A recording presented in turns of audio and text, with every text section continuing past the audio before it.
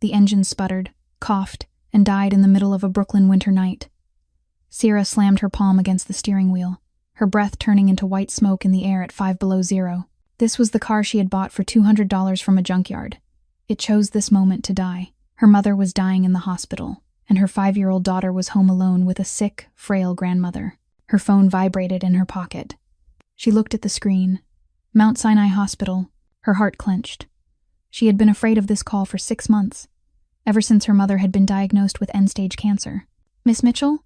Your mother was brought into the emergency room. You need to come right away." Sera wanted to scream, wanted to smash the windshield, wanted to cry until there were no tears left. But she did not have time for luxuries like that. She checked her wallet. $67. That was everything she had in this world. Rent was $1,200 and 2 months past due. The landlord had threatened to throw her out by the weekend. Her mother's hospital bills. She could not even bring herself to think about that number. And Mia, her 5-year-old daughter, was at home, with Grandma. Grandma was now in the emergency room. "Mommy, I'm hungry." Mia's voice from that morning still rang in her ears. Sera had fed her breakfast with what was left in the refrigerator. 2 eggs and a stale slice of bread. She lied and said she had eaten at work. She had not eaten anything in 2 days. 30 minutes ago, she had still been working the night shift at the bar called the Rusty Nail, a name that fit it perfectly. Run down, filthy, full of drunken men who liked to grope, but it was the only job she could find after she got fired from the restaurant for taking too many days off to care for her mother. When her phone buzzed, she asked the manager to leave early. He sneered, "If you leave, don't come back." Sera ran anyway, knowing she had just lost her job, knowing $67 would not be enough for anything, knowing her life was collapsing in pieces, just like this rusted car. She stepped out into the street. The wind didn't just cut, it paralyzed. Every breath felt like swallowing shattered glass. Her thin coat was a useless rag against the 5 below zero chill, and she could no longer feel her own toes. But the adrenaline of a desperate mother kept her heart pumping. But she had no other choice. The hospital was 15 minutes away by car. Walking would take more than an hour. But she did not have money for a taxi. No one to call. Nothing except her legs and the will of a mother. Sera started running. Through the busy Brooklyn streets of late night. Past bars blazing with light and loud music. Past couples laughing. Past families heading home after a late dinner. Past a world that seemed to be living a completely different life from hers. To save time, she cut through a dark alley behind an old warehouse block. Everyone knew this was Mafia territory. Everyone knew women should not walk through here alone at night. But Sera had nothing left to lose. Fear was a luxury she could not afford. That was when she heard the crying. At first she thought she imagined it. Brooklyn winter wind could make strange sounds, but she heard it again. A child's cry. Not the whine of a kid asking for candy. This was the sound of pure terror. Sera stopped. Her reason told her to keep running. Her mother was waiting. Mia was home alone. She did not have time for anything else. But that crying. It sounded exactly like Mia when she woke from a nightmare. She turned her head and looked into the darkness of the alley. A child was curled up behind a dumpster. A boy, about 7 years old, wearing expensive clothes that were now dirty and torn, lips blue from cold, shaking like a dry leaf, and completely alone. Sera looked around. No one. No adult searching for him. No one stopping as they passed. A man in an expensive suit glanced over and walked faster. A couple pretended not to see. She looked down at the boy. Then toward the hospital. Her mother was waiting. Maybe dying. But this child was waiting too. Waiting for someone to stop. Sera knelt, even as the cold soaked through her knees. "Hey, are you okay?" The boy looked up. Brown eyes full of horror. Tears frozen into tracks on his cheeks. But when he saw Sera, something in that gaze shifted, as if he had been waiting for someone, anyone, to stop. I lost my dad." His voice trembled, weak and thin. He was not crying loudly anymore, as if he was exhausted, as if hope had run out. Sera did not think. She took off her coat, the only thing protecting her from 5 below, and wrapped it around him. "It's okay. I'm going to help you find your dad." He stared at her as if she had fallen from the sky, as if kindness was something he had forgotten existed. You're not scared?" "Scared of what?" "My dad. My dad is dangerous. Everyone is scared of my dad." Sera smiled, the first real smile in weeks. "I'm scared of a lot of things, sweetheart, but helping a child isn't one of them. I have take her a day." She stood, shivering now in her thin layers, and held out her hand. "My name is Sera. What's yours?" "Luca. Luca, what does your dad look like?" He did not get the chance to answer. Headlights swept into the alley. Then the growl of engines. 3 glossy black SUVs surged forward, blocking the exit. Doors opened.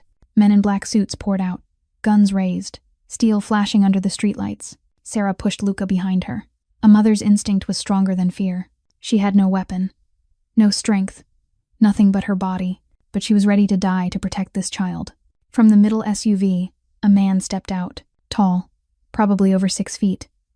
Black hair slicked back, a face carved from stone, sharp lines, a square jaw, eyes black as a bottomless pit. He wore a 3-piece black suit without a wrinkle, as if he had stepped straight out of a fashion magazine. But there was nothing fashionable in that stare. It was the look of someone who had seen hell and come back. "Luca," one word, and the air seemed to thicken. "Dad." Luca darted out from behind Sera and ran to the man. And in that moment, Sera saw what no one was supposed to see. The stone-cold face cracked.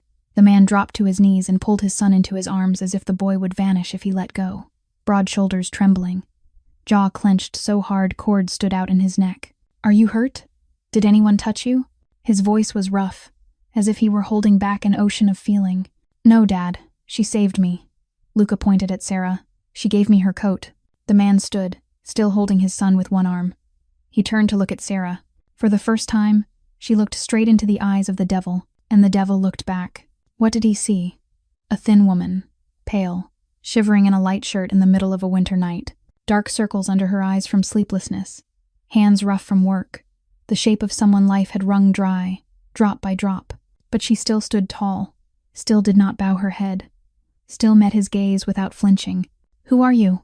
"I'm someone who happened to pass by." A henchman stepped up and murmured into the man's ear. He nodded, his eyes never leaving Sera. "You saved my son.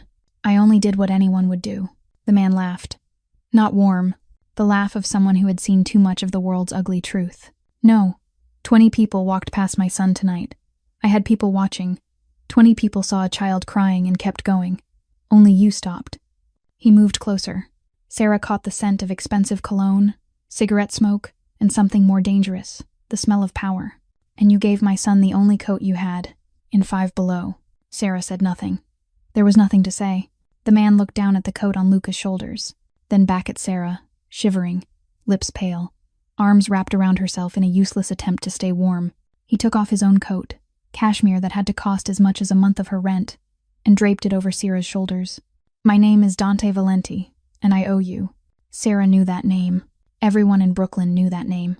Dante Valenti, the Mafia boss who controlled half of New York City, the man the police did not dare touch, the man who could make someone disappear with a snap of his fingers. And she had just saved his son. Sera swallowed hard, forcing her voice to stay steady. "You don't owe me anything. I need to go. My mother is at the hospital." She turned, ready to vanish into the dark. "Wait." Dante did not speak loudly, but the authority in his voice nailed her feet to the ground. "Where is your car?" "Dead. A few blocks away." "Which hospital?" "Mount Sinai." Dante signaled one of his men. Within 3 seconds, an SUV rolled up beside Sera. "Take her to Mount Sinai, right now." Sera wanted to refuse, wanted to say she did not need help from the Mafia, wanted to prove she still had some shred of pride, but her mother was waiting. She got into the vehicle. Before the door shut, Dante added, "I will find you, Sera. I hate owing debts." The door slammed. The SUV surged into the night. Sera looked back through the rear window. Dante Valenti still stood there, his son in his arms, those dark eyes following her. She did not know her life had just changed forever. She did not know that the coat she gave away tonight would trade for an empire. She did not know that the devil had just found his angel, and the devil never lets his angel go. Have you ever stopped to help someone while you were drowning in your own despair? Tell me your story in the comments below. If this story touched your heart, please tap like and share to spread the message of kindness. And don't forget to subscribe to follow Sera and Dante's emotional journey. 15 minutes later, the black SUV stopped at the emergency entrance of Mount Sinai Hospital. Sera shoved the door open and jumped out before the wheels had fully stopped. She ran through the automatic glass doors, the familiar sting of disinfectant hitting her nose, a smell so familiar it almost hurt. Over the past 6 months, she had been here too many times, every visit carrying the same fear that this would be the last time she ever saw her mother. She rushed to the reception desk, breathing hard. Helen Mitchell. My mother. She was just brought into the emergency room. The nurse checked the computer screen, then pointed down the hallway to the left. Room 7. The doctor is waiting for you. Sera ran down the corridor, her feet barely touching the floor. When she pushed open the emergency room door, the first image slammed into her and squeezed her heart until it hurt.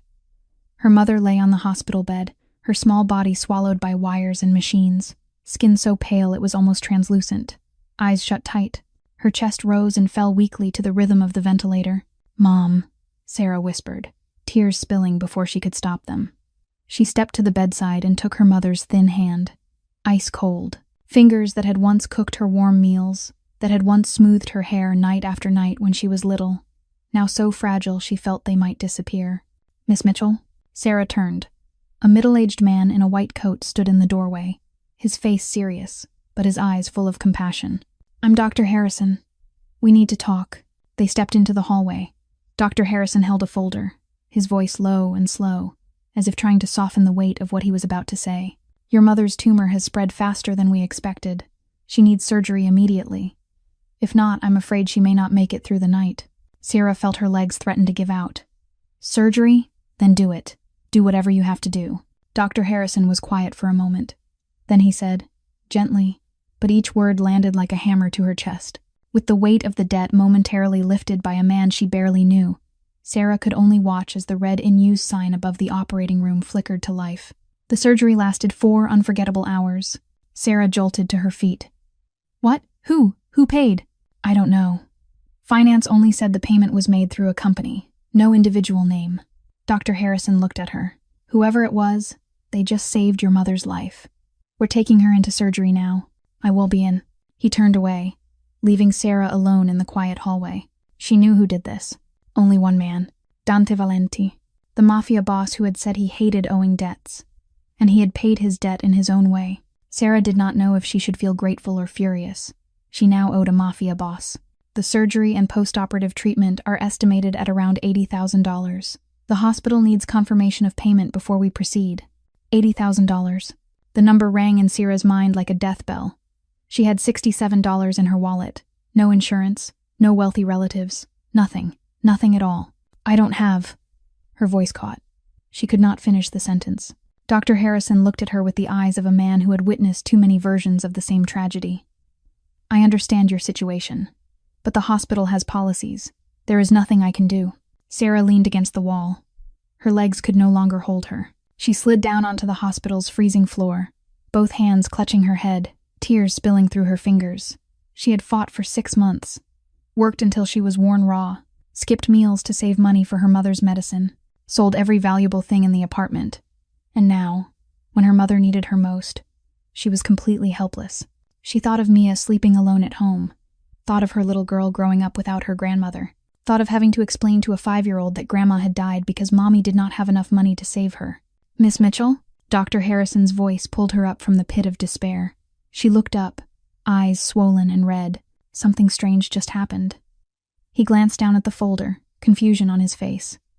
"A few minutes ago, the entire cost of your mother's treatment was paid, all of it, the full $80,000, including the older unpaid bills from her previous admissions." Sera sprang to her feet, her heart stumbling out of rhythm. Who paid it?" "I don't know. Finance only said the payment was made through a company, no individual name." Dr. Harrison looked at her. "Whoever it was, they just saved your mother's life. We are taking her into surgery immediately." He turned away, leaving Sera standing alone in the quiet hallway. She knew who did this. Only one man. Dante Valenti, the Mafia boss who had said he hated owing debts, and who had just repaid his debt in his own way. Sera did not know whether to feel grateful or furious. She hated owing anyone, especially a Mafia boss. But because of him, her mother would have surgery tonight. Tonight, her mother had a chance to live. She looked through the glass into the emergency room, where nurses were preparing to wheel her mother toward the operating room. Tears rose again, but this time they were not only tears of despair. There was a small spark of hope, even if that hope had come from the devil's hand.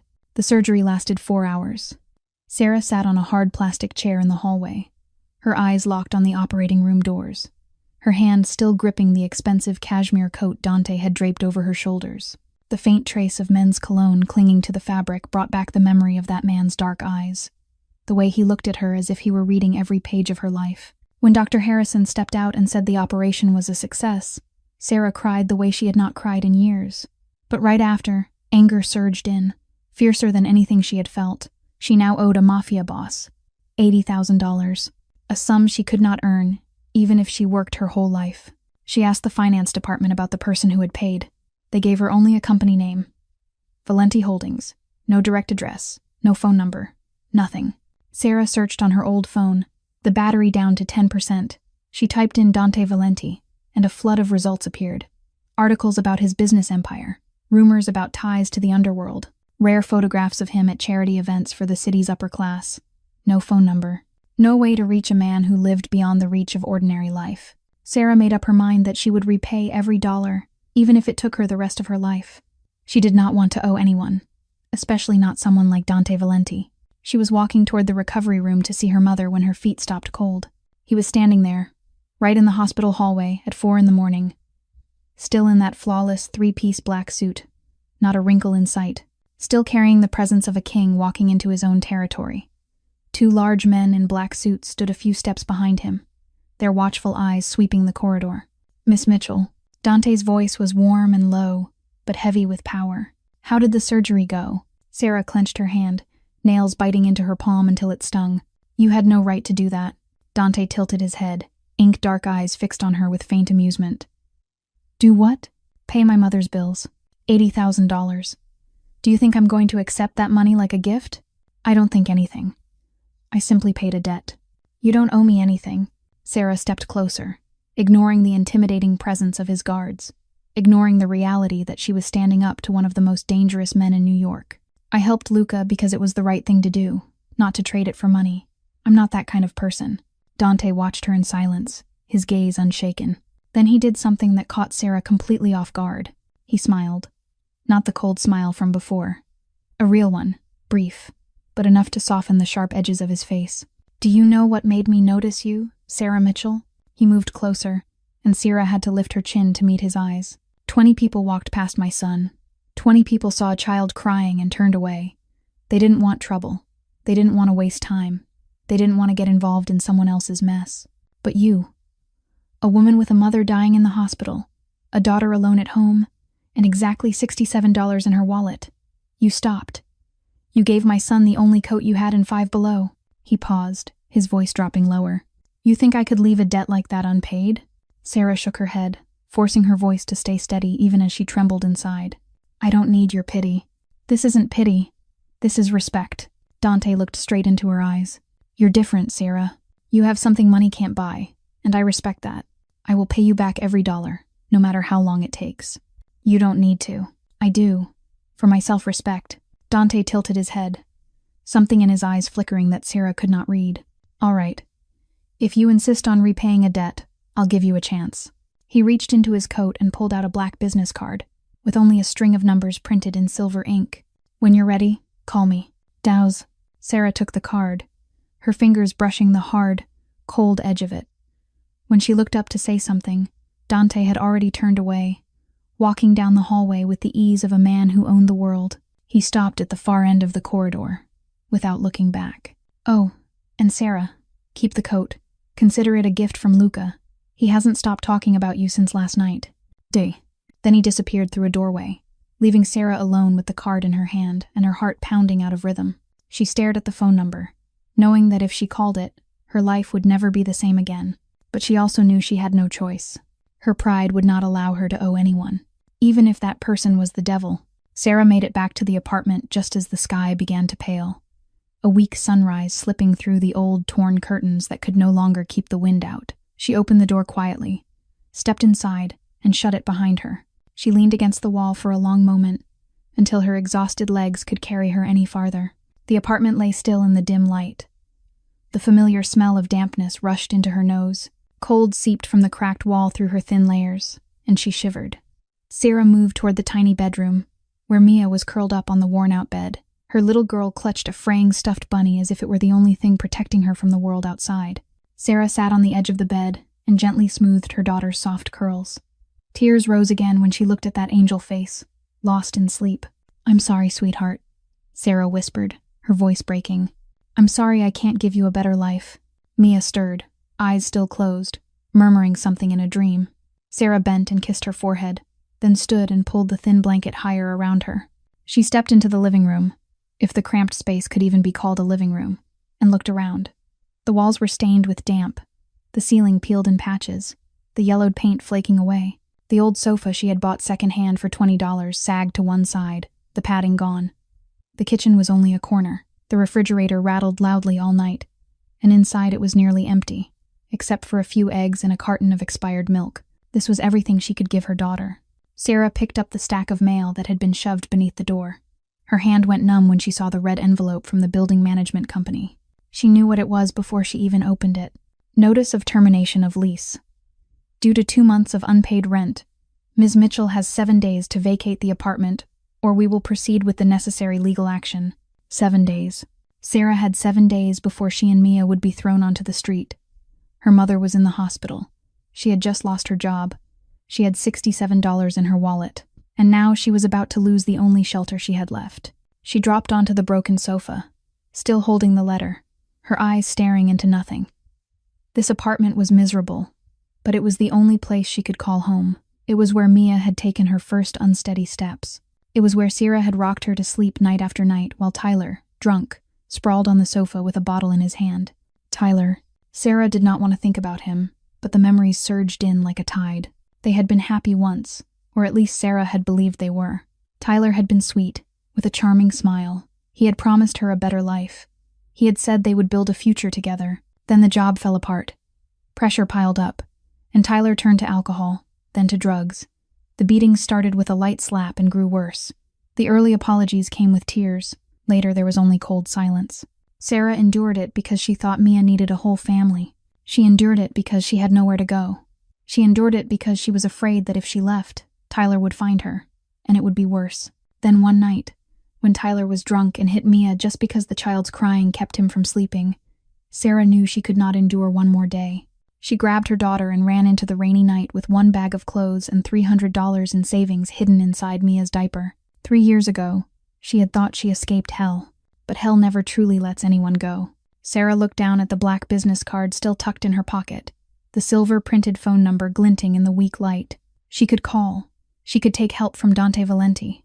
But what would it cost her? Fear and pride tore at her from the inside. Sera closed her eyes, pressed the card to her chest, and prayed for a miracle she knew would never come.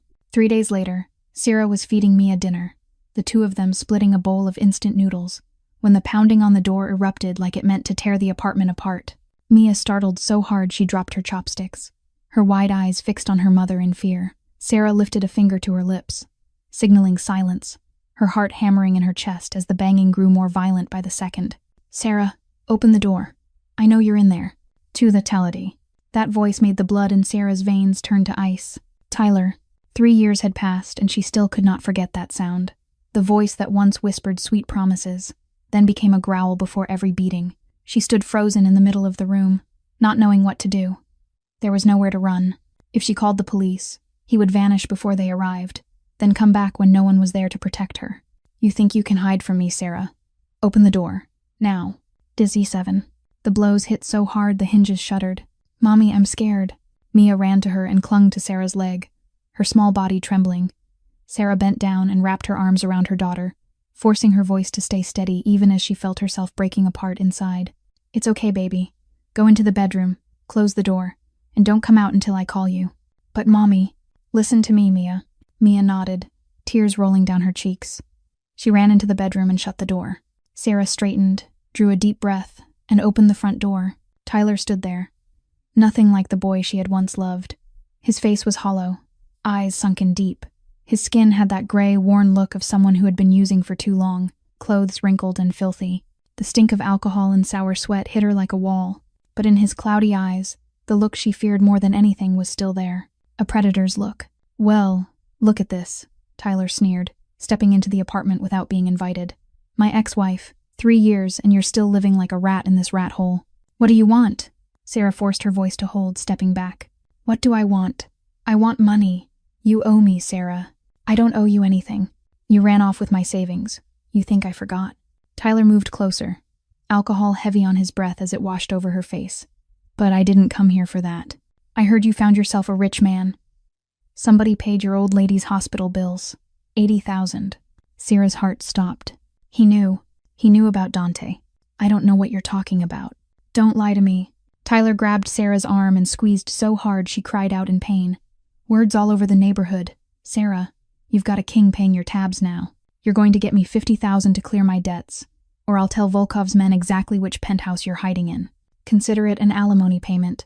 I don't have any money. Let go of me. No money. Then go ask your rich man. Tyler shoved her into the wall. The back of her head slammed against the brick, pain exploding behind her eyes. Either you give me cash, or you give me something else. Your choice. Tyler, you're drunk. Go home. I've never been more sober than I am right now. He swung his hand and slapped Sera across the face, hard enough to knock her to the floor. Her ears rang. Her vision blurred. The taste of blood spread in her mouth. Mom! Mia's scream came from the bedroom door. The little girl had run out and seen everything. Tyler turned toward Mia, a cruel smile stretching across his face. Oh, there's my daughter. Look how big you've gotten. Don't touch my child. Sera forced herself up and threw her body between Tyler and Mia, even with blood on her lip, even with the room spinning around her. She's my kid. I've got rights. It's not Reacher. You gave up that right 3 years ago when you hit her. Tyler's eyes darkened. He stepped closer, lifting his hand as if to strike again. But then he froze when the distant wail of a police siren echoed outside. He glanced toward the window, then looked back at Sera, with a promise of violence in his eyes. I'll be back, Sera. You and that little girl. You belong to me. Don't think you can run. Next time I won't be this easy on you. He left, slamming the door behind him. Sera collapsed onto the floor. Mia ran to her and wrapped her arms around her. Mother and daughter cried together in that miserable apartment in the middle of the night. Sera knew Tyler would come back. He always came back. And this time, she did not know if she could protect her little girl anymore. Her hand trembled as she reached into her pocket, fingers brushing the black business card still there. The silver-printed phone number felt like it was calling her name. The devil, or the ghost of her past. She had to choose one. At the same time, in a luxurious penthouse with a full view of Manhattan, Dante Valenti sat in his private office when Gio Caruso walked in with a grave expression. Gio had been Dante's right hand for 15 years, the only man allowed to enter this room without knocking, the one who knew every darkest secret of the Valenti empire. Dante did not look up from the file he was reading. What is it? Thanks for watching. The woman from that night, Sera Mitchell, there's a problem. Dante set his pen down. His eyes, black and bottomless, lifted. Gio knew that anything connected to the woman who had saved Luca would capture his boss's attention immediately. Talk. Our people have been watching her. On your orders. Tonight her ex-husband showed up. He hit her, and he said he's coming back. Dante's jaw tightened, tendons standing out in his neck, but his voice stayed ice cold. What's his name? Today, Tyler Mitchell, 32. Addicted to drugs and gambling. Walked out on his wife and child 3 years ago. Now he drifts around Brooklyn. Gio placed a thin folder on the desk. But that's not the worst part. Dante's gaze sharpened. What else? He owes money. A lot of money. $50,000. Gio paused, because he knew what he was about to say would change everything. He owes Alexei Volkov. The air in the room seemed to thicken. Alexei Volkov, the Russian Mafia boss who controlled North Brooklyn. The Valenti family's sworn enemy for 20 years. The man who had ordered the bombing that killed Gianna, Dante's wife, 4 years ago. The man who had kidnapped Luca a few days earlier, before the boy escaped, and Sera found him. Does Volkov know about her yet? Dante's voice dropped. Dangerous. Not certain, but if Tyler owes Volkov, sooner or later he'll bring up Sera to bargain, especially with the rumor spreading through the neighborhood that you paid her mother's hospital bills. Dante stood and walked to the window, looking out at the city glittering in the night. He said nothing for a long time, but Gio knew his boss was thinking, calculating every move like a game of chess played for blood. Are she and her daughter safe? For now, Tyler left, but he'll be back. He needs money to pay Volkov, and he thinks Sera can get money from you. And her apartment. She's being evicted in 7 days, boss. She has no money, no job. Her mother is still in the hospital. Dante turned back. His eyes were cold, but there was something else inside them. Something Gio had not seen in the 4 years since Gianna died. Dig deeper on Tyler Mitchell. Everything. Where he sleeps, who he talks to. I want to know how he breathes. And Volkov. Innings banned. If Volkov learns about Sera, he'll use her to hit me. She saved my son. That makes her a target. Dante fell silent for a moment, then spoke again, decisive. She can't stay in that apartment. It's not safe. What are you going to do? I'm going to see her, make her an offer. And if she refuses, she seems very stubborn. Dante smiled, a cold smile, but threaded with respect. Yes, she's stubborn. That's why I like her. Gio lifted an eyebrow but said nothing. He had served Dante long enough to know when silence was the right choice. Get the car ready. Tomorrow morning I'll go to the bar where she works. No, she already lost her job. Dante frowned, thinking, then we'll let her call me. She will call. Soon. Outside the window, New York City stayed awake, lit up and restless. And in the darkness of the night, the pieces were being set on the board for a game Sera Mitchell did not yet know she was in. A game where she had become the most important piece of all. 2 days later, Sera went back to the Rusty Nail with a thin, desperate hope that the manager might give her a second chance. She begged. She swallowed her pride. She was willing to do anything to get her job back. But the answer was still no. He had already hired someone else to replace her. A younger, prettier girl. A girl without a small child and a sick mother weighing her down. Sera stepped out of the bar with her shoulders slumped. The bruise on her face from Tyler's beating was still a deep purple, even though she had tried to hide it under a layer of cheap makeup. She stood on the sidewalk, watching people pass by, wondering where she was supposed to go when she had only 5 days left before she and Mia were thrown out of their apartment. You look like you could use a cup of coffee. The warm, low voice behind her made Sera spin around. Dante Valenti stood there, still in that flawless black suit, still with eyes as dark as a bottomless abyss. But today he did not carry the distant coldness he had worn the last time she saw him. 2 black SUVs were parked a few yards away. Men in suits standing guard with discreet vigilance. Are you following me? Sera asked, her tone hard even as her heart pounded out of control. I protect what belongs to me. I don't belong to you. Not yet. We. Dante smiled.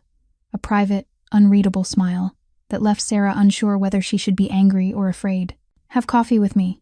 There's something I need to discuss. I don't have time for your games, Mr. Valenti. This isn't a game, Sera.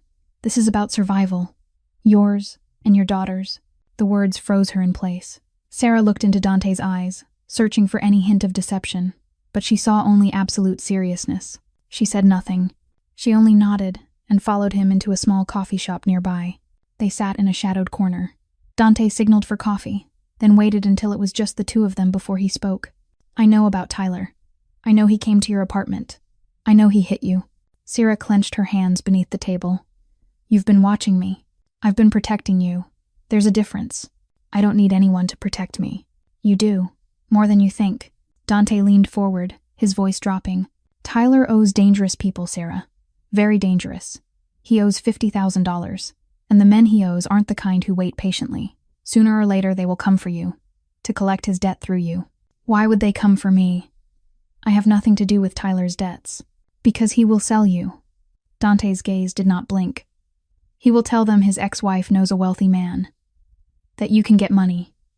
And they will come to take you, or Mia, as leverage. I was offed.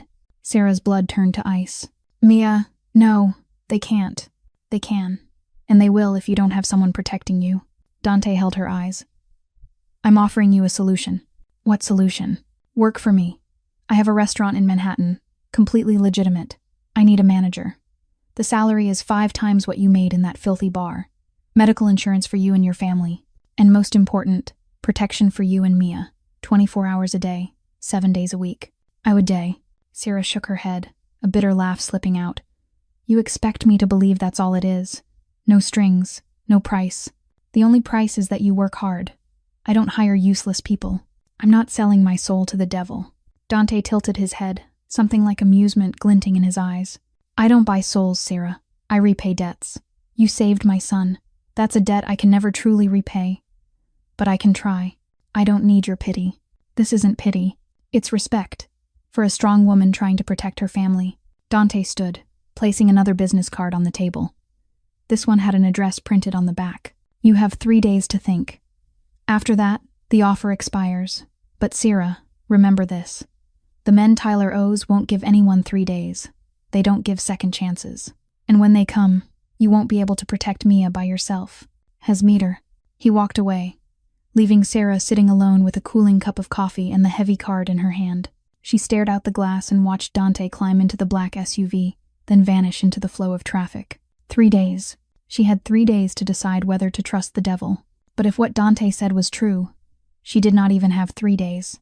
That night, Sera could not sleep. Dante's warnings kept echoing in her head like a siren that would not shut off. She lay on the old sofa, eyes fixed on the stained ceiling, her hand clenched around the black business card, as if it were the only life preserver left in a midnight sea. Mia was asleep in the bedroom, her steady breathing the only sound pushing back the apartment's frightening silence. At 2 a.m, the pounding started. Not Tyler's pounding. This was heavier, more threatening, like a hammer striking a coffin. "Open up, Miss Mitchell. We know you're in there." "Turn." A stranger's voice, thick with a Russian accent, made Sera's blood turn to ice. She rushed into the bedroom and shook Mia awake, clapping a hand over her mouth before the child could cry out. "Quiet, sweetheart. I need you quiet. Get in the closet and don't come out until I call you, do you understand?" Mia nodded, eyes wide with terror. She slipped into the closet, and Sera shut the door, her heart pounding as if it might break through her ribs. The pounding grew more violent. "You have 10 seconds before we break the door down." 1, 2, 3. Hands trembling, Sera grabbed her phone, her finger sliding across the screen as she searched for the number on the card. She called, her pulse thudding in the long, stretched-out rings. "Sera." Dante's voice came after the second ring, alert, as if he had not been asleep at all. "They're here," she whispered, shaking, tears spilling over. "Someone's outside the door." Russian accent. "They said they'll break in." "Where?" "The apartment. 3rd floor. 304. 8 minutes. Keep them outside for 8 minutes. Don't open the door. Don't do anything. I'm coming." The line went dead. Sera stared at the thin door, shuddering with every blow, knowing it could not hold much longer. She ran into the kitchen and grabbed the only small knife in the drawer, her hand shaking so badly she could barely hold it. "Time's up, Miss Mitchell." A boot slammed into the door. The hinges burst. The door crashed onto the floor. 2 men stepped in, tall, leather jackets, faces cold as ice. One of them saw Sera with the knife and laughed. "Oh, look who wants to be a hero," he said. "Put the knife down, little girl. We don't want to hurt you. We only want money." "I don't have any money. Tyler Mitchell says otherwise." The man came closer. "He says his ex-wife knows a rich man. He says you can get $50,000. He moved in, voice turning darker. "So, you come with us. Or we take your little girl instead. Heard you've got a pretty little daughter." "Don't touch my child." Sera lifted the knife, her voice trembling but hard with resolve. "I'll kill you if you touch my child. You won't be fast enough." The man raised a hand to grab her. Then an engine roared outside. Footsteps thundered up the stairs, fast and certain. The apartment door flew open again. Dante Valenti walked in, followed by 4 men in black suits, guns in their hands. Dante's gaze swept the room, cold as death itself, taking in Sera trembling with the knife and the 2 men standing in the middle of the living room. "You're in the wrong territory," Dante said, his voice low and lethal. The 2 Russians turned, their faces drained when they recognized the man in front of them. "Valenti," one of them said, forcing steadiness. "This has nothing to do with you. We're just collecting a debt. She doesn't owe anyone anything." Dante's voice did not rise, but it carried weight. "And Tyler Mitchell. If he owes you, you go find him. You don't come for this woman." "But our boss said." "Your boss can speak to me directly if he has a problem." Dante's eyes stayed fixed, unblinking. "As for you, get out, right now, before I change my mind." The 2 men looked at each other, then at the gun barrels pointed their way. They said nothing. They backed toward the door and vanished into the night. Dante gestured to his men. They nodded and went after them. Sera knew those 2 men would not come back. She did not want to imagine what would happen to them. "Mia, where's Mia?" Dante turned to her, urgency in his voice. "In the closet," Sera said. "I told her to hide." Sera ran into the bedroom and yanked open the closet door. Mia burst out and clung to her, sobbing. "Mommy, I'm scared. I'm so scared." "It's okay, baby. It's okay. I'm here." Sera held her daughter, tears running down her face. When she looked up, Dante was standing in the bedroom doorway. His dark eyes were on her, and what she saw there was not pity. It was determination. "Pack," he said. "You and Mia are coming with me tonight. This apartment isn't safe anymore." This time, Sera didn't argue. She only nodded and began gathering what they needed. Pride could wait. Her daughter's life could not. Dante stood in the middle of the shabby apartment, his dark eyes sweeping across every corner with an expression no one could read. The walls were blotched with damp and mold, the ceiling's yellowed paint peeled away in tired flakes. The sofa sagged on one side. In the cramped kitchen, an old refrigerator rattled and groaned without pause. This was where the woman who had saved his son lived. This was where she fought, day after day, to raise her little girl and care for a sick, aging mother. Mia was still crying in Sera's arms, the child's tiny hiccuping sobs steady and rhythmic, like a heart breaking one beat at a time. Dante looked at the little girl and thought of Luca, thought of the fear in his son's eyes on that winter night when the boy had been lost, and something in Dante's chest tightened. "Mom, what's going on?" A weak voice came from the small bedroom. Helen Mitchell appeared in the doorway, her thin body tilted and unsteady, one hand braced against the wall to keep her balance. She had insisted on being discharged against medical advice only hours ago. Despite the successful surgery, she was terrified of the mounting costs and the thought of her daughter struggling alone. Her body was a frail shadow, leaning heavily against the doorway, her surgical incisions still burning with raw pain. "Mom, go lie down. It's nothing." Sera hurried to her feet, set Mia down, and rushed to support her mother. Helen looked at the chaos in the room. She looked at the broken door lying on the floor. She looked at the strange man in an expensive suit standing in the middle of her home, and worry filled her eyes. "Sweetheart, what is happening?" "Mrs. Mitchell." Dante spoke, his voice low but gentler than usual. "My name is Dante Valenti. Your daughter saved my son a few days ago. I came to help your family. Helen looked at him, then at Sera, her older eyes reading more than her daughter wanted to say. "Sera, who is this?" "Mom, I'll explain later. Right now you need to rest. My child, I've lived long enough to know when something is serious. Tell me." Sera could not speak. Tears gathered in her eyes. She could not explain to her mother that her ex-husband had sold her to debt collectors, that the lives of all three of them were under threat, that the man standing in front of them was a Mafia boss, and also the only person who could protect them right now. "Mrs. Mitchell." Dante stepped closer, calm and persuasive. "A dangerous man is targeting your family. This apartment is not safe anymore. I'm offering to take all three of you somewhere safer, at least until this is resolved." So, why would you help us?" Helen's voice trembled. "We have nothing you need, because your daughter helped my son, when no one else would even stop." Dante's gaze held steady. "That is a debt I need to repay." Helen studied Dante in silence, then looked at Sera, then at Mia curled on the sofa with tear-swollen eyes. She let out a slow breath, her voice shaky with weakness, but still firm. "Sera, do you trust this man?" "In excesses." Sera looked at Dante, into those deep dark eyes, searching for any sign of deception, but she saw only waiting, and something that looked like sincerity. She did not trust the Mafia. She did not trust men. She did not trust anyone after what Tyler had done to her. But 8 minutes ago, when she called in desperation, Dante had come. He had saved her and Mia. "I don't know, Mom," Sera said honestly, "but I don't have any other choice." Helen nodded slowly, then turned to Dante. "Mr. Valenti, if you do anything that hurts my daughter or my granddaughter, I swear even if I die, I will come back and haunt you for the rest of your life." Dante smiled. For the first time tonight, there was real warmth in it. "I believe you, Mrs. Mitchell, and I promise I will never let that happen." He turned to Sera, his gaze softening. "Pack what you need. The car is waiting downstairs. We leave tonight. Tenicher." Sera looked around the apartment one last time. A miserable place, but the only place she had called home while she fought to survive for 3 years. Then she looked at her daughter, she looked at her mother, and she knew she would do anything to keep them safe, even if it meant stepping into the devil's world. The black SUV glided smoothly through Manhattan's streets at 3 a.m, city lights flickering past the windows like stars falling to the ground.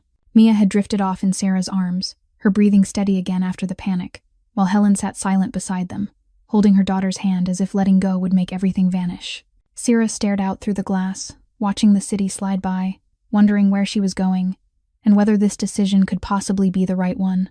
The SUV stopped in front of a high-rise on the Upper East Side, its polished glass reflecting the night's glow. A doorman in a black uniform bowed as Dante stepped out. They entered a private elevator. Dante swiped a card and pressed the button for the penthouse, the elevator rising in flawless silence. When the doors opened, Sera could not believe what she was seeing. A vast penthouse unfolded before her. Soaring ceilings with a crystal chandelier glittering above. gleaming oak floors. Art hung on pristine white walls, floor-to-ceiling windows revealing all of Manhattan, brilliant and electric. This was another world, Dante Valenti's world, a world she had never imagined she would step into. Miss Sera, a middle-aged woman in a housekeeper's uniform, came forward, warmth in her smile. "I'm Mrs. Chen, Mr. Valenti's house manager. Your room and little Mia's room have been prepared. Mrs. Mitchell's room is right next door, and there is a nurse on duty 24 hours a day." Helen looked at Sera, astonishment filling her older eyes. "Sera, this is—" "Mom, just rest. I'll explain later." Sera supported her mother and followed Mrs. Chen, her chest heavy with emotions she could not even name.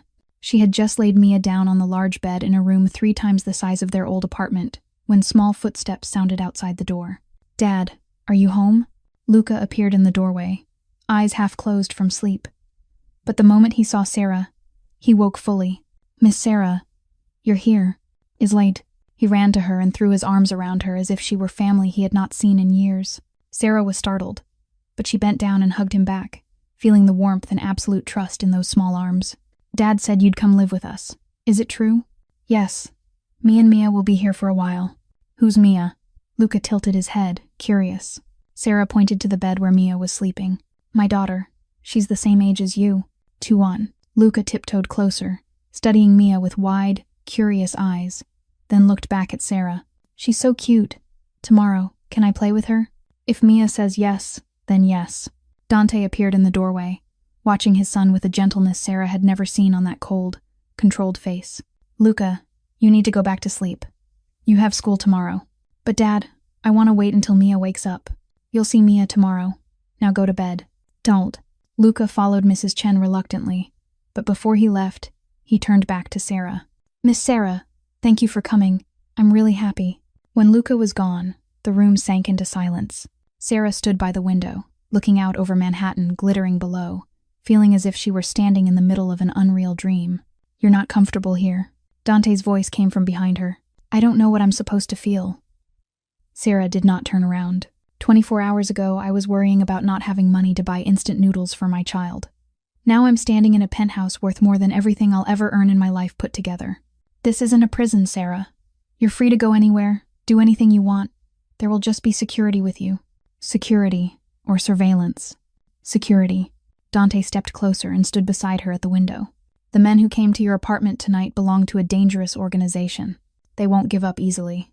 Until I finish dealing with them, you and your family need protection." "What organization?" "You don't need to know. I have a right to know who wants to kill me and my daughter." Dante was silent for a moment. Then he exhaled, slow and controlled. "Volkov, the Russian Mafia. Your ex-husband owes them money, and he sold you to them to pay down the debt." Sera clenched her hands, her nails biting into her palms. "Tyler, even after 3 years, he was still destroying her life." "I will protect you," Dante said, his voice low and certain. "No one can touch you or Mia while you're here. I promise." Sera turned to look at him, really looking at him for the first time. The sharp, icy lines of his face, the dark eyes like a bottomless abyss. And yet, inside that gaze was something else. Not the cruelty of a mafia boss, the sincerity of a father who had nearly lost his child. "Why are you doing all of this for me?" Her voice was quiet. "Truly, why?" "Because you deserve someone to stop for you," Dante said, "the way you stopped for Luca." Then he turned and walked out of the room, leaving Sera alone in the luxury, her heart beating wildly with a feeling she did not dare to name. 2 weeks passed faster than Sera expected. Life in the penthouse slowly began to feel familiar, even though she still could not fully relax in the presence of so much luxury. She started her job as the manager of the Valenti restaurant in the heart of Manhattan, an elegant Italian place with crystal chandeliers, black-polished oak tables and chairs, and diners drawn from the city's wealthiest circles. At first, she was afraid she would not measure up, that everyone would see her as an outsider dropped into a position she did not deserve. But she was wrong. Sera worked harder than anyone. She arrived earlier than everyone else and left later than everyone else, learning every smallest detail of how a high-end restaurant truly ran. The staff had been wary of her at first, but little by little they came to respect her for her dedication and her humility. The customers adored her for her sincere smile and the way she remembered every name, every favorite dish, even the small things they had shared in passing. She had a natural gift for connecting with people, a gift the years of struggling to survive had never managed to steal. But what made Sera happiest was not the work. It was the family dinners. Every day when she returned to the penthouse, Mia and Luca were already seated at the table, the two children chattering and laughing as if they had been best friends since childhood.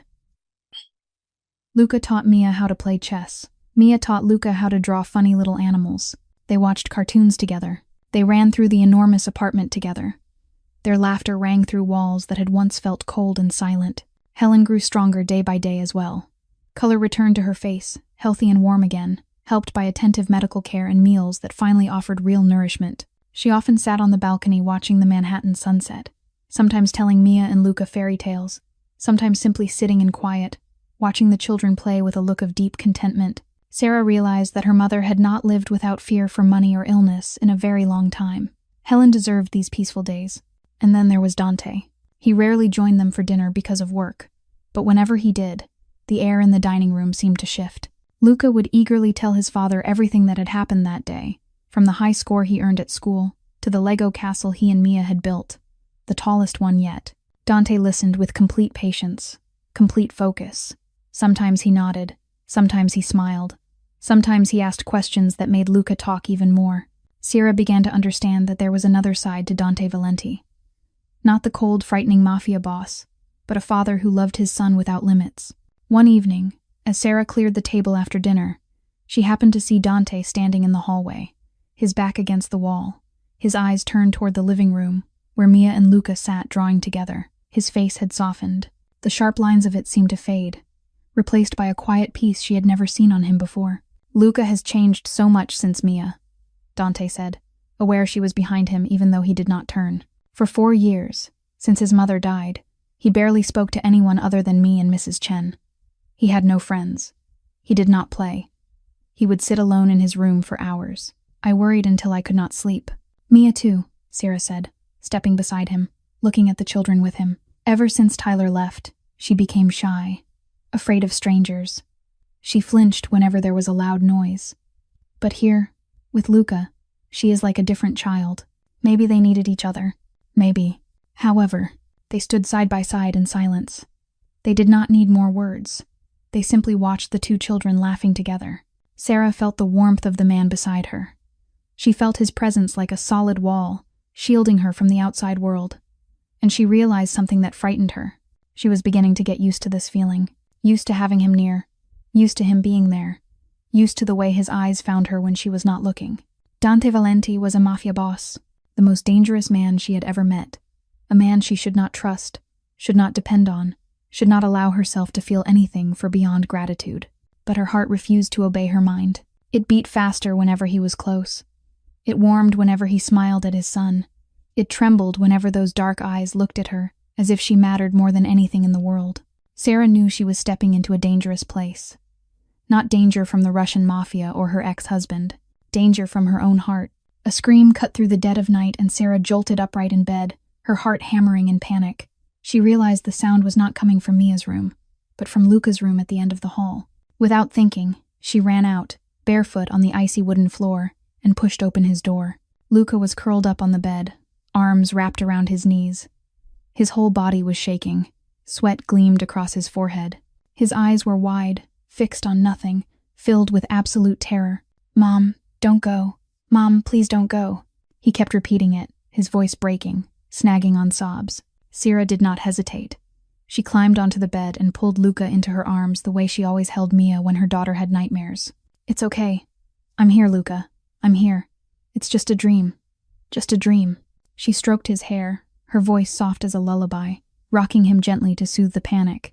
Luca clung to her, tiny fingers fisting her shirt, as if he was afraid she would disappear. Sera began to sing, the lullaby her mother used to sing to her when she was little, the song she had sung to Mia thousands of nights. Her voice was not beautiful, not perfect, but it was full of love and tenderness. Little by little, Luca's breathing slowed. His body loosened in her arms. The sobbing faded into the steady rhythm of sleep. Sera kept holding him, not wanting to let go, afraid that if she left, he would fall back into the nightmare. She did not know when Dante had appeared at the doorway, silent, watching everything. But when she looked up, their eyes met in the dark. Dante's eyes held none of their usual coldness. In their place was something deep and raw, something like gratitude braided with a grief he could not hide. Sera carefully lowered Luca onto the pillow, tucked the blanket around him, then slipped out of the room on quiet feet. Dante was still there, his back against the wall, arms crossed over his chest, but his posture no longer carried the guardedness of a man on constant defense. It carried the weariness of someone who had fought alone for too long. "Thank you," he said, his voice rough. "I don't know what to do when he gets like that. I've tried everything, but he won't let me come close. He only wants his mother." "Does he have nightmares often?" Sera asked. "Almost every night since Gianna died." Dante looked toward Luca's door. 4 years. 4 years, and he still can't forget. They walked out onto the balcony without speaking, as if they both needed fresh air and space to breathe. Manhattan glittered below. Millions of lights like stars fallen to the earth, but neither of them could see the beauty in it. "Who is Gianna?" Sera asked gently. She did not want to push, but she could feel that Dante needed to say it out loud. "My wife." Dante was silent for a long moment. Then he went on, his voice coming from somewhere far away. "She was my light, the only person who ever saw me not as a Mafia boss, but as just Dante. She was a teacher. She taught children in the slums. She hated what I did, but she still loved me, still believed there was something good in me." "How did she die?" Sera asked. "Killed. Anna." Dante's jaw locked, tendons standing out along his throat. "Volkov, the Russian Mafia I told you about. He wanted my territory. I refused. He ordered his men to plant a bomb in Gianna's car. She was taking Luca to school. She died on impact. Luca was in the back seat." He swallowed, the words turning into something sharp. He watched his mother burn in front of him. Sera lifted a hand to cover her mouth. Tears welled instantly. "Oh God. Dante, I'm so sorry. I didn't know. You don't have to apologize." His voice was controlled, but it shook at the edges. "That's the price of the life I chose. I just never thought Gianna and Luca would have to pay it for me." They stood in silence. The night wind swept across the balcony, carrying the first bite of winter. Sera did not know what to say. There were no words that could soften a pain Dante had been carrying for 4 years. "And you?" Dante turned to her. "Tyler, what did he do to you?" Sera drew a deep breath. No one had ever asked her that. No one had cared enough to ask. "At first he was good," she said quietly. "Sweet, charming. He knew how to say everything I wanted to hear. I thought I'd found happiness." She paused as the memories surged in, heavy and painful. "Then he lost his job. He started drinking, then drugs, and then the beatings. At first it was just a slap, then punches, kicks, anything he could grab. He hit me when I was pregnant with Mia. He hit me right after I gave birth. He hit me whenever he felt like life wasn't fair to him." "Why didn't you leave?" Dante asked. "I tried. So many times." Her voice trembled. "But he always found me. He threatened to kill me, to kill Mia, to kill my mother. I was so scared I went back." She forced the next words out, each one burning. "Until one night he hit Mia because she cried and he couldn't sleep. That was when I knew I couldn't stay another day. Even if he killed me, I had to get my child out." Dante did not speak. He simply reached out and took Sera's hand. His hand was warm and steady. Nothing like what she had ever imagined from a man like him. "We're the same," he said, his voice low and gentle. "We both carry scars. We're both trying to protect the people we love. And we both lie awake every night, afraid we're not strong enough to do it." And it was intentions. Sera looked into Dante's eyes and, for the first time, truly saw the man behind the cold mask. He was not a devil. He was a broken father trying to fit the pieces of his life back together, just like her. "We'll protect them," she said, not knowing if she was comforting Dante or herself. "We won't let anyone hurt them again." Dante tightened his grip and did not let go. And they stood there in silence, two shattered people, leaning into each other in the middle of Manhattan's night, for the first time not feeling alone.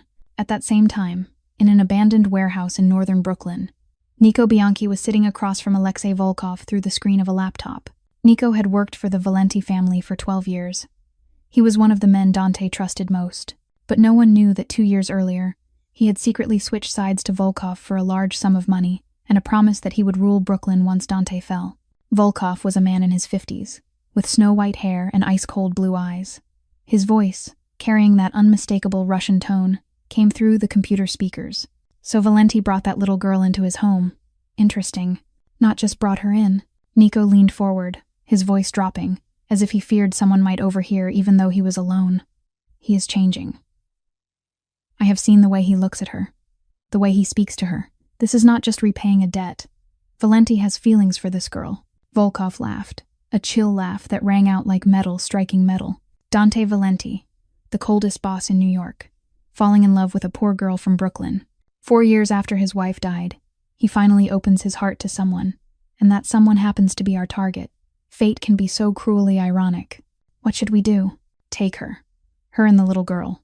Valenti will do anything to get them back, even hand Brooklyn over to me. His penthouse is heavily guarded.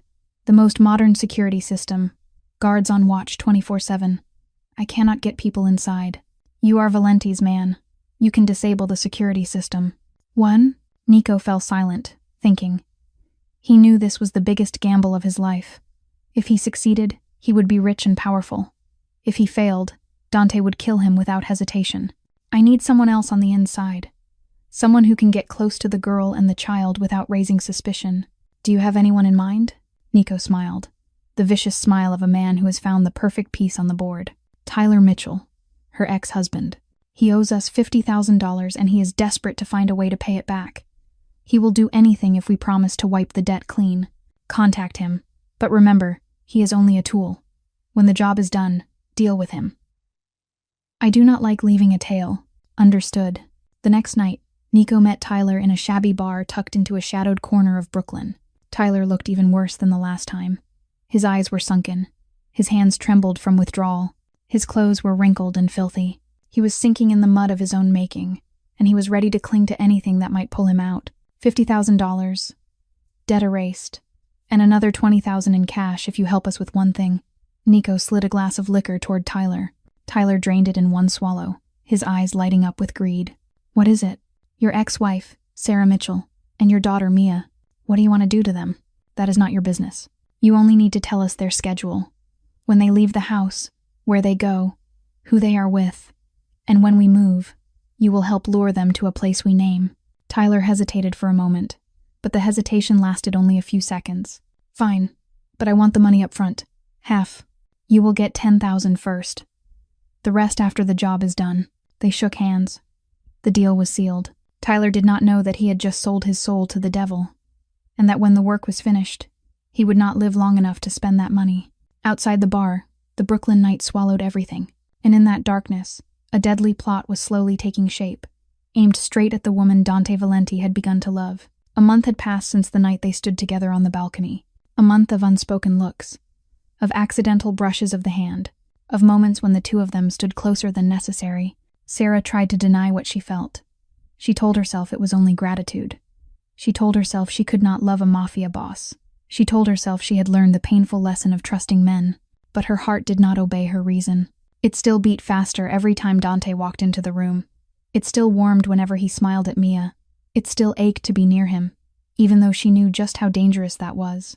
That afternoon, when Sera had just finished her shift at the restaurant, Dante appeared and offered to drive her home. Instead of going straight back to the penthouse, he drove up to the rooftop of the building, where there was a small garden with flower pots and wooden chairs that looked out over the full sweep of Manhattan. The sunset was settling in. The sky shifted from orange to purple, then to black. The city lights began to blaze, like millions of stars falling to the ground. I want to give you this. Dante pulled a small box wrapped in black velvet from his coat pocket. Sera stared at the box, her heart slipping into a wild, uneven rhythm. Dante, I cannot accept. Open it first, and then refuse. She opened the box. Inside was a silver necklace with a delicate little heart pendant. Not a diamond, not an expensive gemstone like she had imagined. Just simple silver, but carved with careful, exquisite detail.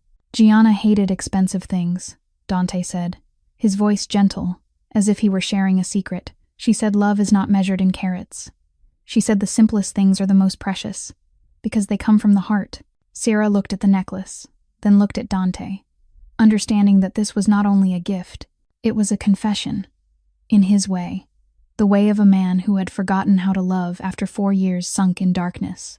I do not know if I deserve it, she whispered. You deserve it more than anyone I have ever met. Dante stepped closer, his deep black eyes fixed on hers. Sera, I am not good at pretty words. I am a mafia boss. These hands have done things you would never want to know. I do not deserve someone as good as you. Then why? Because I cannot control my heart. His voice turned rough. For 4 years, I thought my heart died with Gianna. I thought I would never feel anything again except anger and hatred. And then you appeared. A thin woman, trembling in the winter night, giving my son the only coat you had, looking into my eyes without fear. And everything changed. Sera felt tears gather, rising before she could stop them. She did not know what to say. She did not know what to do.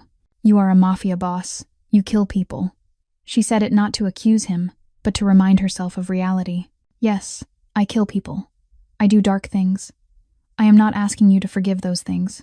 Dante took her hand, his palm warm and steady.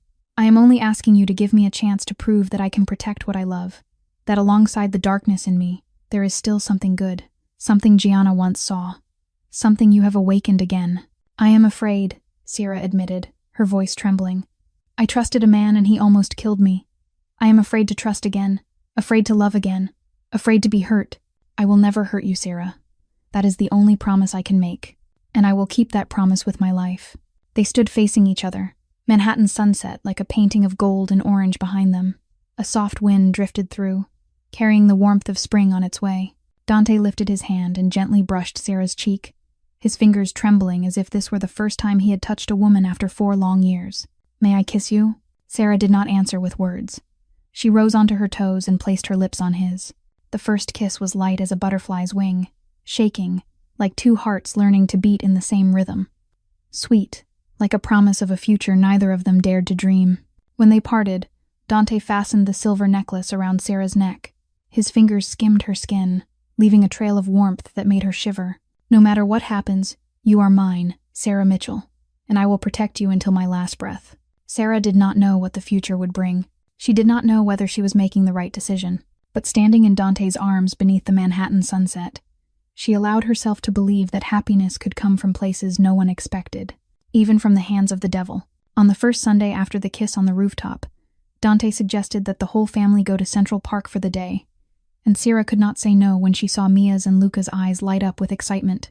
They left the penthouse early in the morning, when golden spring sunlight poured through branches budding with new life, and the fresh air carried the scent of young grass and tulips blooming all across the park. It was the first time in 4 years Dante had stepped outside his tight ring of security to stroll like an ordinary man. He wore a gray sweater and jeans instead of his familiar black suit, and he looked younger and far gentler. Mia and Luca ran ahead, their laughter echoing along the stone-paved paths. The 2 children chased each other around the trunks of ancient trees, tossed a ball back and forth, and shared the ice cream Dante bought for them from a street vendor's cart. Sera walked beside Dante, their shoulders brushing now and then, like a reminder of the invisible thread binding them together. She watched him smile at Luca when the boy showed off a beetle he had just found. She watched him bend down to tie Mia's shoelaces again when the little girl tripped. She watched him become an entirely different man from the cold mafia boss she had once met in a winter alley. They stopped by the lake and sat on a wooden bench, watching ducks glide across the water, while Mia and Luca competed to toss bits of bread for them to eat. Helen was doing much better now, so she came along too. She sat on the bench beside them, smiling at the children with the satisfied look of someone who had lived through too much suffering and, at last, was allowed to witness happiness. Mom, can Uncle Dante be my dad? Mia's sudden question made the air seem to freeze. The little girl stood in front of Sera and Dante, her wide eyes lifted with hope, her ice cream melting in her hand, and she did not even notice. What are you saying, Mia? Sera asked, her voice trembling with surprise.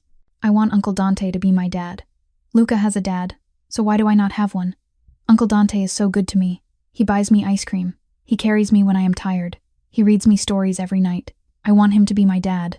Sera did not know what to say. She looked at Dante, searching for help, but he was looking back at her with an expression she could not read. Then he knelt down until he was level with Mia's eyes, his voice so gentle she had never heard it before. Mia, I am very happy that you want me to be your dad, but that is a big decision. It takes time. For now, I promise you that I will always be here to protect you and your mother, all right? Mia tilted her head, thinking for a moment, then nodded. Then you promise, okay? You cannot leave like Daddy Tyler. I promise. I will never leave. Luca ran over, took Mia's hand, and tugged her away. Mia, look, there is a squirrel over there. The 2 children ran off again, leaving Sera and Dante sitting side by side in silence. She felt tears gather, not from sadness, but from something too large to name. Thank you, she whispered. For what? For everything. For giving us a home. For being good to Mia. for not making empty promises to her. Dante took her hand, his fingers threading through hers. I am not making empty promises, Sera. I mean it. I will not leave. Not ever. A woman walked past and saw them sitting there, with the 2 children playing in the distance. She smiled and offered to take a picture of them. Sera was about to refuse, but Dante had already agreed. He called Mia and Luca back, and the 4 of them stood in front of the lake, sunlight sparkling on the water. Smile, the woman said, and she pressed the button. The photograph caught the perfect moment. Mia sat on Dante's shoulders. Luca stood beside Sera, holding her hand. All 4 of them were smiling brightly in the spring sun. If you did not know them, you would think they were an ordinary, happy family. Sera kept that photograph in her wallet, looking at it whenever she felt afraid or doubtful. The photograph reminded her that happiness was real, even if it was only a moment, even if it came from a place no one would ever expect. She did not know that this would be the last perfect day before the storm came crashing in. 3 days after the trip to Central Park, Sera was working at the Valenti restaurant on the busiest night of the week. The dining room was packed with elegant guests. Soft jazz drifted from the band in the corner. The rich smell of Italian food filled the air. She was checking the reservation list when an unusual commotion rose near the front entrance. Security was trying to stop a drunken man from barging in, but he shoved their hands away and staggered straight toward Sera. Tyler. She recognized him instantly, even though he looked worse than the last time. His eyes were bloodshot from lack of sleep and drugs. His clothes were wrinkled and reeked of alcohol. His face was hollow, like a walking skeleton. He stopped in the middle of the restaurant, looked around with a crazed smile, then pointed at Sera. There she is. That is my ex-wife. Everybody look. This bitch left her husband and child to go sleep with a Mafia boss. The entire restaurant went silent. Guests stopped eating to stare. Staff froze, not knowing what to do. Sera felt the blood in her body turn to ice. She wanted to run, but her feet felt nailed to the floor. Tyler, you are drunk. Go home. She tried to keep her voice steady, even as she was breaking apart inside. Drunk? I am more clear-headed than I have ever been. Tyler lurched closer, his voice rising louder and louder. You know what? All of Brooklyn knows what you are doing. Sleeping with a Mafia boss to trade for a luxurious life. Trading for a penthouse and pretty clothes. You whore. You are nothing but a slut. Enough. A low, ice-cold voice sounded from behind. Dante stepped out from the private room, his face carved from stone, his dark eyes lit with a fire of anger Sera had never seen. He walked over and placed himself between Tyler and Sera, a living wall shielding her from the storm that was crashing in. Who the hell are you to butt into my family business? Tyler sneered, but his voice trembled with fear even as he tried to act tough. I am her husband. You are her ex-husband. Sera spoke up, her voice shaking but firm. You have no rights over me anymore. Rights? I have rights because Mia is my kid. You think you can steal my child and live high with this Mafia bastard? I will take you to court. I will get custody back. I will. Enough. Dante cut him off, his voice dropping into something dangerous. He signaled Gio and 2 men in black suits to step forward. They grabbed Tyler and dragged him out of the restaurant, even as he kept screaming and cursing. The guests began to whisper. Curious, judgmental eyes turned toward Sera. She heard the murmurs drifting back to her. Who is that girl? They say she is Valenti's lover. No wonder she got to be a manager with no experience. Sera felt like she was suffocating. She bolted through the back door, ran into a dark alley, and sobbed. Dante found her sitting beside a trash bin, her head buried in her knees, her shoulders shaking with choking sobs. Sera, do not touch me. She slapped his hand away. I bring trouble to you. I ruined your restaurant. I embarrassed you in front of everyone. I should leave. Where are you going to go? I do not know. Anywhere. As long as it is far from you. Far from this life. I do not belong here, Dante. I am just a poor girl from Brooklyn. I do not deserve these expensive clothes. I do not deserve that penthouse. I do not deserve you. Stand up. Dante's voice was not a command. It was a plea. Look at me, Sera. 8.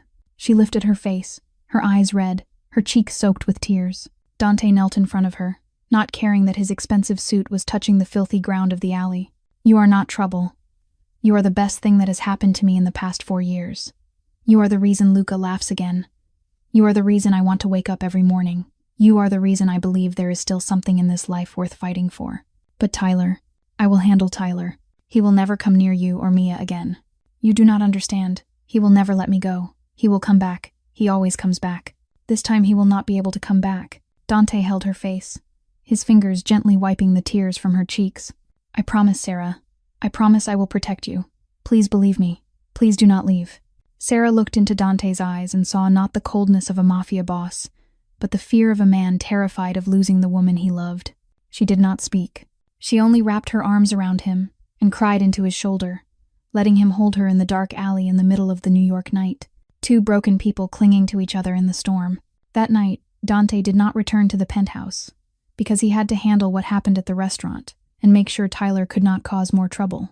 He called Sera at 11 at night, telling her to go to sleep first, and that he would come home as soon as he could. Sera held Mia as they slept in the bedroom. That night, the little girl clung tightly to her, because she could feel her mother's unease. Helen slept in the next room with a nurse on watch, and Luca slept in his own room, after Sera read him a story, as she did every night. The penthouse lay silent in the dark. The most modern security system ran as usual. 2 guards kept watch in the elevator lobby. Everything looked safe. At 3 a.m, Nico Bianchi walked into the security control room with a normal expression, the way he always did. The night guard nodded to him, because Nico was one of Dante's most trusted men. He poured the guard a cup of coffee. Inside was a high dose of sedative. Only a few minutes later, the guard collapsed forward onto the desk, unconscious. Nico quickly shut down the entire security system. The cameras, the alarms, the electronic door locks, everything was disabled in silence. He sent a message to Volkov's men who were already waiting downstairs. Everything was ready. 10 minutes later, 5 men dressed in black entered the penthouse like ghosts. They subdued the 2 guards in the lobby before the men could react, injected sedative, and tied them up. They moved without a sound to Sera's bedroom. The door opened softly. Sera woke when she felt something was wrong. A mother's instinct made her open her eyes at once, and the first thing she saw was a dark figure standing beside the bed. She tried to scream, but a hand clamped tightly over her mouth. A sharp chemical smell rushed into her nose and made her head spin. "Do not make noise if you do not want the little girl hurt." A cold man's voice breathed into her ear.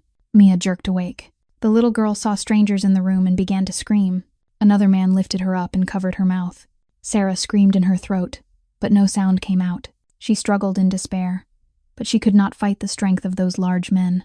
They dragged her and Mia out of the room, down the pitch-dark hallway. Luca's door burst open. The boy stood there with eyes wide in horror, still half asleep, but he had seen everything. "Miss Sera, Mia!"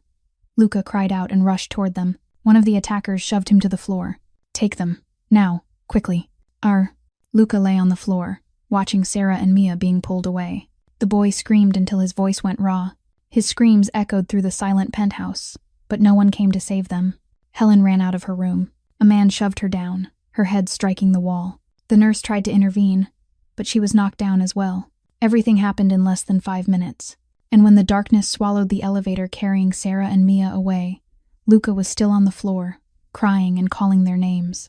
Dante was on his way home when his phone rang. An unknown number. "Valenti." Alexei Volkov's voice came through, full of triumph. "It has been a long time."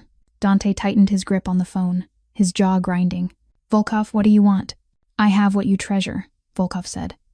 "That girl Sera and the child Mia. They are very frightened.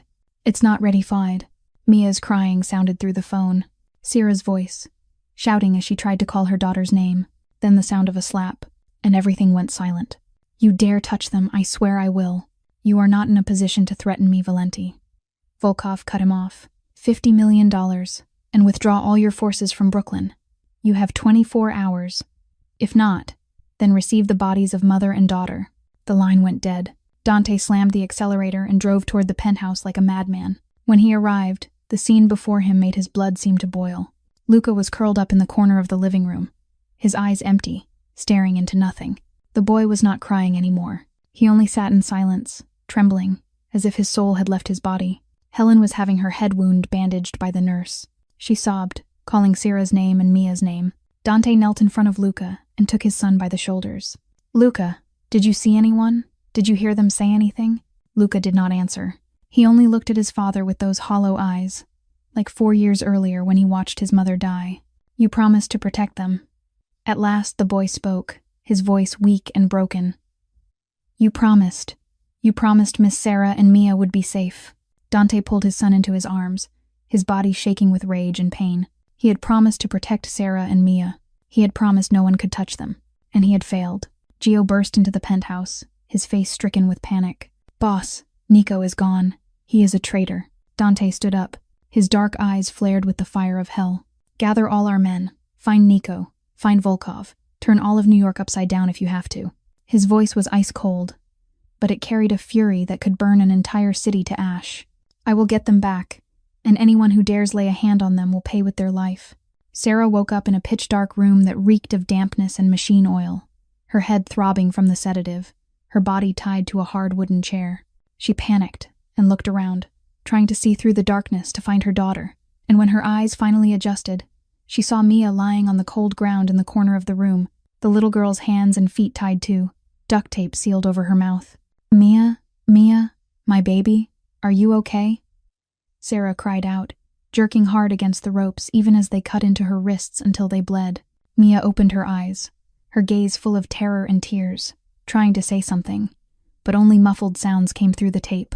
"It is okay, my love. Mommy is here. Mommy will not let anyone hurt you." Sera tried to keep her voice steady even as she was breaking apart inside. The iron door shrieked as it opened, and the light spilling in made Sera squint. A figure stepped into the room, and when her eyes adjusted to the brightness, she recognized who it was. Tyler. He stood in front of her with a cruel smile on his hollow face, a half-finished bottle of liquor in his hand.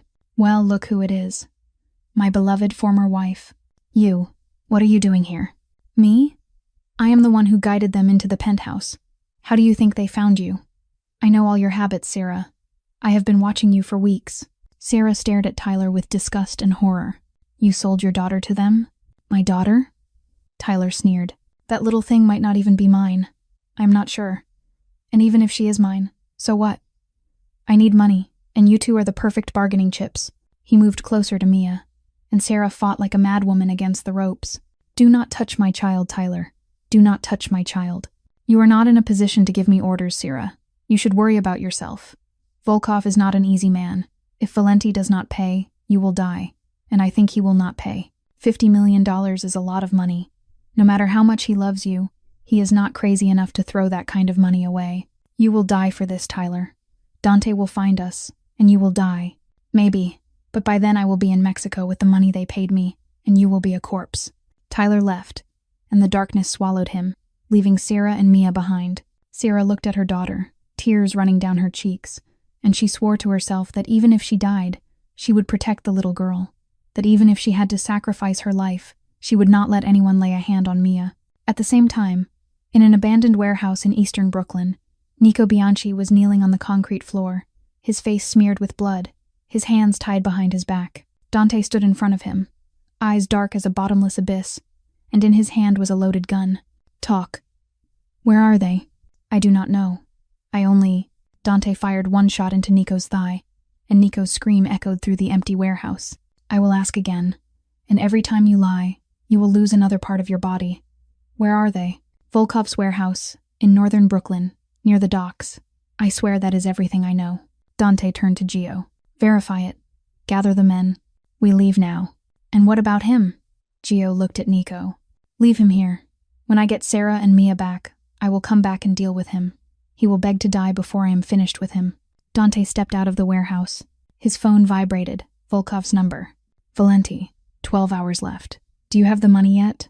"I will not pay you a single penny, Volkov, but I am coming to take back what is mine, and you will pay for this with your life." You think you can threaten me? If you dare do anything, I will kill both mother and daughter right in front of you. You will not have time." Dante ended the call and turned to his team, 20 fully armed men waiting for his order. "We are going to rescue my family." Volkov's warehouse sat beside the docks in northern Brooklyn, a grim, gray concrete building guarded by 20 armed men. Dante and his team approached in the dark, moving like ghosts among rusted shipping containers stacked high. He did not wait. He did not negotiate. He did not give the enemy time to prepare. He ordered the attack at once, because every second that passed was another second. Sera and Mia were in danger. Gunfire tore the night apart. Muzzle flashes burst again and again like lightning over the silent waterfront. Dante's men came in from 3 directions, surrounding the warehouse and ambushing Volkov's guards. A brutal firefight erupted. Bullets punched through metal. Wounded men screamed. Orders were shouted through the choking haze of smoke. Dante led the main assault himself. He did not hide behind his men the way other bosses did. He drove straight into the battle with a gun in his hand and the eyes of a man willing to die to protect the people he loved. A bullet ripped through his left shoulder as he pushed toward the front entrance. Red blood soaked his sleeve, but he did not stop. He did not even flinch. The pain only fed the fire of rage burning in his chest. He shot down 2 guards at the door, kicked the iron door open, and surged inside. Inside the warehouse was a maze of containers and old equipment, lit only by the weak glow of a few bulbs hanging loose from the ceiling. Dante moved fast and precise, dropping every enemy who appeared in his path. Blood still streamed from the wound, but he did not care. His mind held only one thought: find Sera and Mia. He heard Mia's crying from the back of the warehouse, a small frightened sound that made his heart feel squeezed in a fist. He ran toward it and kicked the door of the holding room open. Sera was clutching Mia in the corner. Her hands were still smeared with blood where the ropes had cut into her skin, but she had managed to free herself and protect her daughter. In front of them stood Tyler. He held a knife pointed at mother and child, his eyes wild with fear as the gunfire thundered outside. "Come here," Tyler screamed when he saw Dante. "Come here and I will kill them. Put the knife down, Tyler. This is your only chance to live." Dante's voice was ice cold, even as blood kept running down his shoulder. "Live? You think you will let me live?" "No. If I die, they die with me." Tyler lunged toward Mia with the knife in his hand, and Dante did not hesitate. He fired 1 shot straight into Tyler's chest. Tyler fell. The knife skittered away. He lay on the cold concrete with his eyes wide open, staring up at the ceiling. A lifetime of sin ending in a single bullet. Sera screamed and clutched Mia tight, covering the child's eyes so she would not see Tyler's body. Dante stepped closer and dropped to his knees in front of them, his hand trembling as it touched Sera's cheek. "Are you hurt? Is Mia hurt?" Sera looked at him. She looked at the blood soaking his entire left arm. She looked at the pale face drained by loss of blood, and the eyes still burning with fierce light. "You are wounded." "It is nothing, just a scratch." "Are you hurt?" "I am fine. Mia is fine. You saved us." Sera sobbed, tears breaking loose as if a dam had shattered. Mia lifted her face to look at Dante. Her eyes were full of tears and fear, but when she saw him, something in her expression shifted. Fear softened into relief. Relief turned into something Dante had never dared to dream of. "Daddy, I am scared," Mia whispered, her voice tiny and trembling. Dante went still. That word rang in his mind like a bell. Daddy. Mia had called him Daddy. He pulled both mother and child into his arms, holding them tight as if he were afraid they would vanish the moment he let go. Blood from his wound soaked into Sera's clothes, but she did not care. She held him and cried. She cried from terror. She cried from relief. She cried because for the first time in her life, someone was willing to die to protect her. "I promise I will protect you," Dante whispered into Sera's hair, his voice thick with emotion. "I promise I will not let anyone hurt you again." Gio appeared in the doorway and reported that Volkov had been captured alive, and all his forces had been neutralized. Dante nodded, but he did not take his eyes off Sera and Mia. "Call an ambulance. Take them to the hospital. I will deal with Volkov after. And you, sir? You are losing a lot of blood." "I am fine." Dante stood up, swaying slightly with dizziness, but he held himself steady. He bent down and lifted Mia into his arms with one hand, and supported Sera with the other. They walked out of the warehouse. They stepped past the bodies of the men who had tried to harm them. They stepped into the first light of dawn rising over the docks. The night of horror was over, and even though the road ahead still held thorns, at least they still had each other. 6 months after that night of horror, Sera's life had changed completely in a way she never would have dared to dream. The wound on Dante's shoulder had healed. Volkov had been handed over to federal law enforcement with enough evidence to keep him in prison for the rest of his life. And Tyler had been buried in an anonymous cemetery, with no one coming to visit. Helen was healthier than ever. She spent each day playing with Mia and Luca, telling them fairy tales, and at last she was living the peaceful days she deserved after a lifetime of hardship. One autumn evening, when yellow leaves covered the rooftop of the penthouse, and the sunset stained the Manhattan sky red, Dante led Sera back to the very place where they had kissed for the first time. He went down on one knee in front of her. In his hand was a simple silver ring with a small stone, not an expensive diamond, but an ocean blue gem, the color of Sera's eyes when she smiled. "Sera Mitchell, you saved my son on a bitter winter night. You saved my heart from 4 years of darkness. You gave me a reason to believe this life is still worth living." Dante's voice trembled with feeling. "I do not deserve you. I know that. But I promise I will spend my whole life trying to become a man worthy of your love. Please be my wife."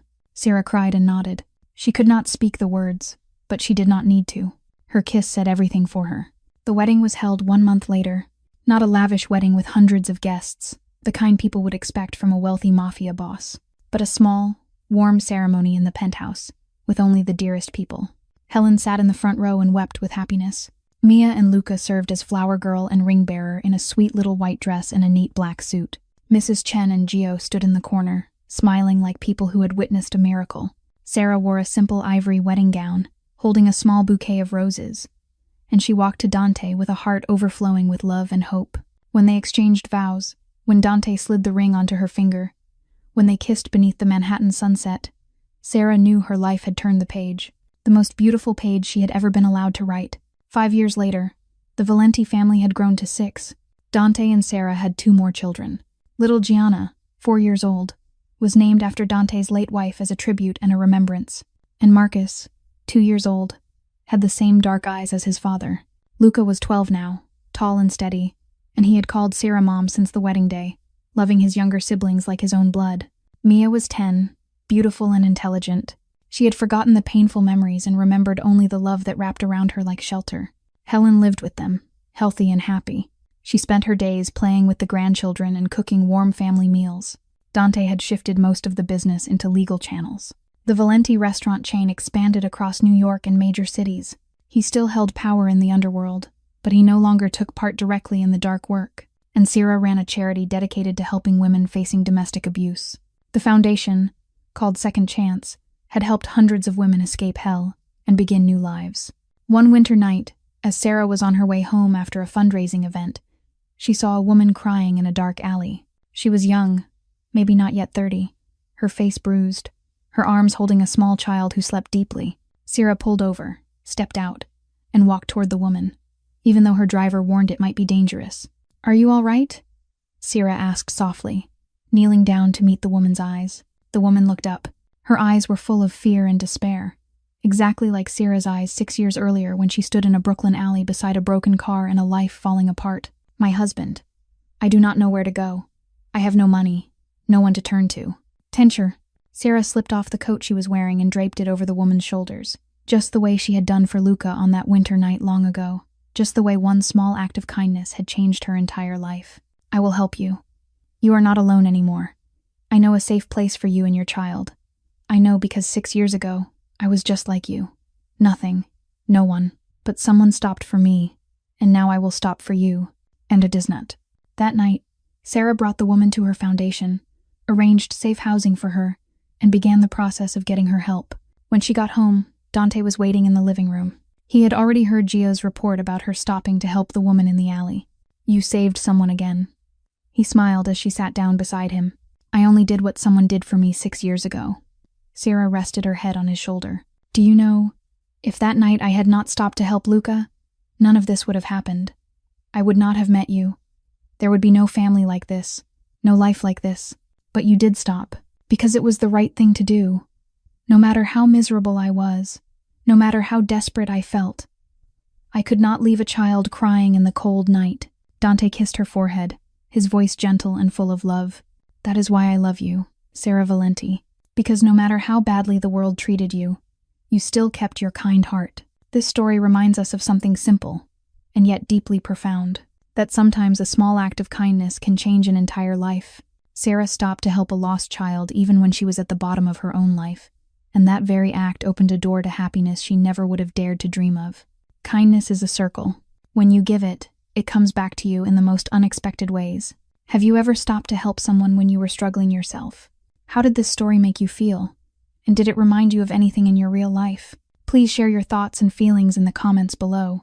We truly look forward to hearing the stories from deep in your heart. If this story touched you, please press the like button and share it to spread the message of kindness to more people. Do not forget to subscribe to the channel and turn on notifications so you do not miss the moving videos every day. Wishing all of you watching this video good health, a joyful life, and days filled with peace and happiness. Goodbye, and see you again in the next video.